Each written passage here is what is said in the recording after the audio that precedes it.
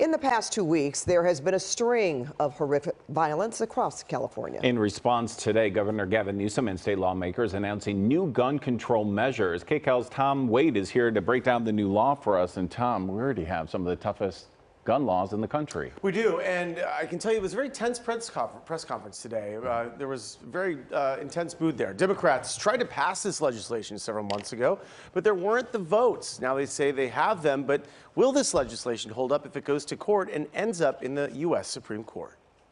I will be signing this legislation. A seemingly exasperated Governor Gavin Newsom declaring his support for new gun control legislation in a state with some of the toughest gun control measures in the country. The governor says more needs to be done. The last few weeks just remind us that this is, we're not an island on our own. This new state bill, authored by Glendale State Senator Anthony Portantino, will ban people from carrying concealed guns into churches, libraries, zoos, amusement parks, playgrounds, and all private businesses unless the business owner allows it. The legislation would also ban anyone younger than 21 from getting a permit. You have to be trained to fly a plane.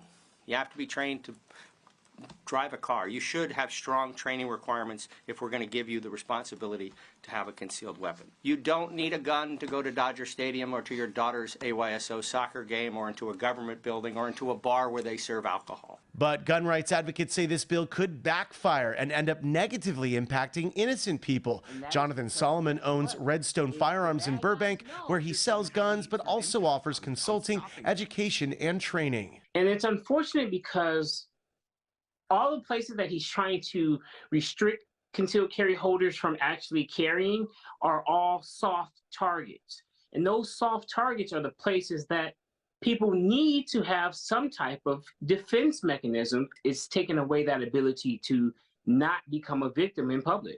The question now becomes, will this law hold up if it were to reach the very conservative U.S. Supreme Court? California, along with a handful of other states, had laws that required people to give a reason if they wanted to carry a concealed gun in public. But a Supreme Court ruling last year struck down those laws. Lawmakers say they believe provisions in this law could protect it from being overturned. Loyola law professor Jessica Levinson. If you look at certain aspects of this law, of this proposed law, what you see is prohibitions that are frankly pretty broad. This is a very conservative Supreme Court. They really, I think, are being very generous to people, gun rights activists.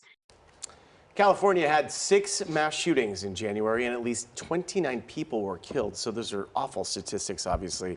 So yeah, we'll see what happens next. What do you think will happen next? Just in talking to other legal experts who follow this kind of stuff, is it likely this time that the Supreme Court will let it stand? Well, my sense from Jessica Levinson was that she's concerned about how broad it was, and because it includes so many different aspects of how you can be banned from getting a concealed weapon, that she says might play against them if this does go to the Supreme Court.